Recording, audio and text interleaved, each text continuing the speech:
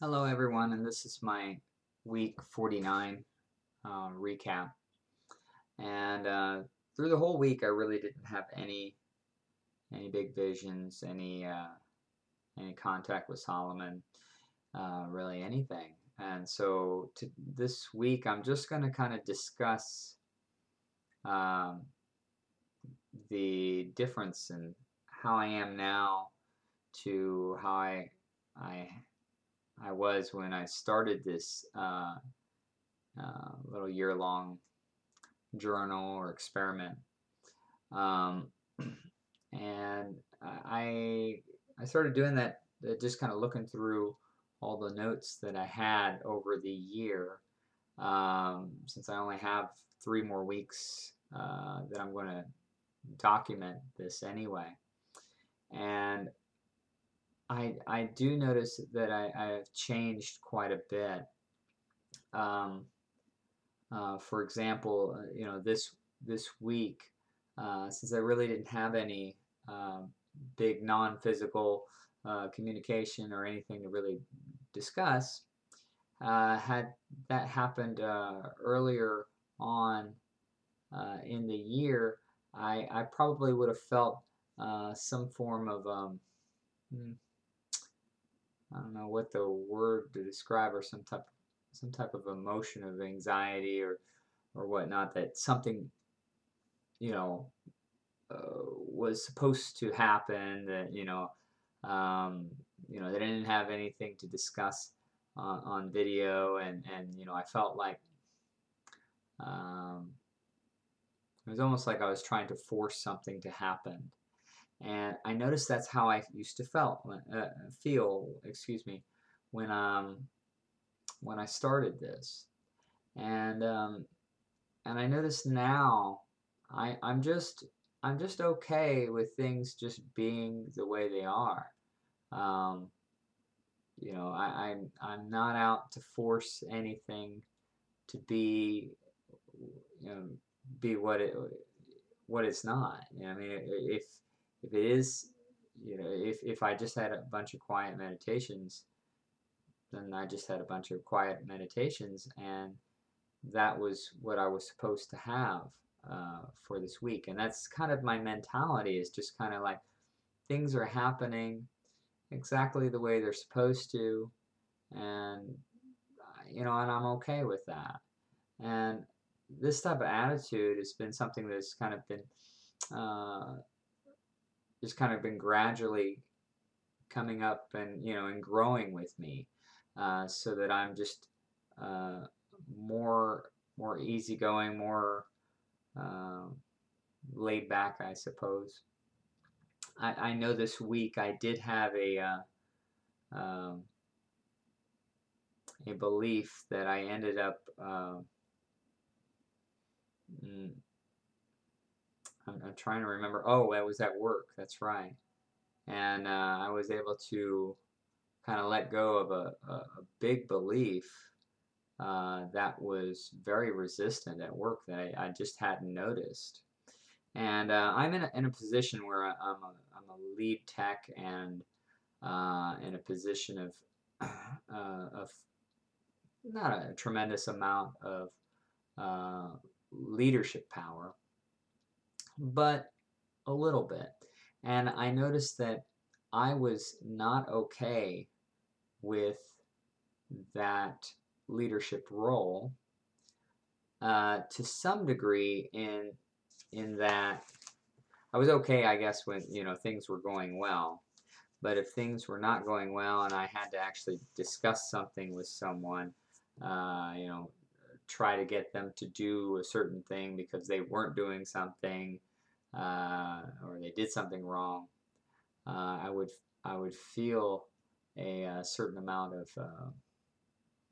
um, where I didn't want to be seen as the bad guy. I didn't want to be you know come off the wrong way. I didn't want to come across in a negative way, and so I almost just didn't even want to deal with it. I didn't want to do that because of the way that I felt like they were going to perceive me. And I realized this week that that had all to do with me. You know, that first of all, I can't control what they perceive me to be anyway. I mean, it's like I'm trying to influence how they're going to see me, but they're going to see me with their own eyes and own feelings and own judgments and anyway, and I have no control over that. And so why am I having this need for acceptance, you know? And it was after I kind of realized that and I worked on it and again, I just did a pivot exercise. Uh, there's a teacher, Byron Katie, I think that's her name. I think that's Byron Katie, I believe. She has 4 questions that are really, it's really good with what I call pivoting exercise, which is what Abraham Hicks calls it. And it's a way to really kind of identify that belief. It's just another tool that you can use to identify the belief and then get to the belief that you want to believe and then start focusing on that and basically creating essentially a focus wheel or just listing a few truths in the opposite direction. And it's enough to kind of break away from that ego structure because you end up with that belief that is attached itself to an identity and it doesn't want to let go. And when you kind of realize you're really looking at it from a broader perspective, then you really can't stay in that ego state anymore and it kind of goes away. And I've experienced this a few times where you've just kind of broken away from these type of belief systems. I mentioned it before. One of the first times I did that was, when I was, um, many years ago when I was dating, and then I had an issue with that, and I broke away from a belief that I wasn't good enough when I was dating, and that one I did very naturally. I just kind of sat down in a quiet place and I just thought about it, and I'm like, well, what am I thinking this for? Um, this belief was a little bit more hidden in that I didn't really recognize it until I had an issue where I was going to have to confront one of my employees about it, about a minor issue, and I just felt this, like not quite fear. I guess that might be what it would be called, but it was more just kind of like oh, I don't really want to have to deal with this and type of feeling, and it was very resistant. And when I let that go, it was just, oh my God, I felt so great. And actually, when I did discuss uh, the subject with the person, I felt like I did it in such a loving way that I couldn't have imagined it going any better. And I was really happy with myself the way I handled that. And I didn't need her approval on whether she felt I handled it right or not. I was really happy with myself, and I was totally okay with it. I'm still okay with everything. And yeah, that's pretty much how I've noticed that I've had a significant change uh, in my attitude.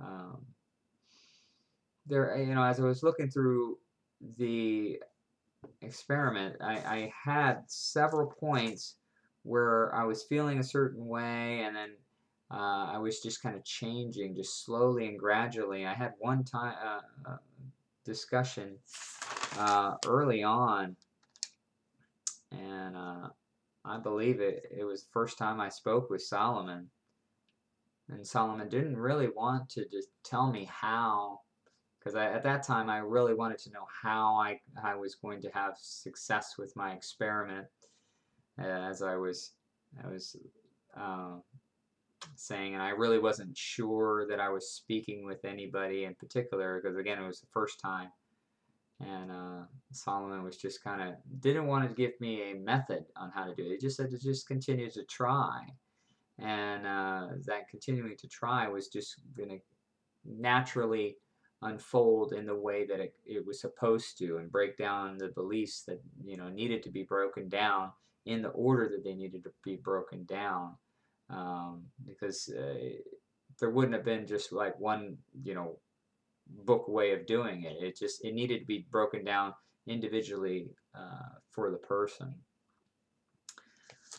Anyway, that's really all I have to discuss for this week. I have 3 more weeks to go, so almost at the end. I'm kind of excited just to be finished with this. To be honest, I'm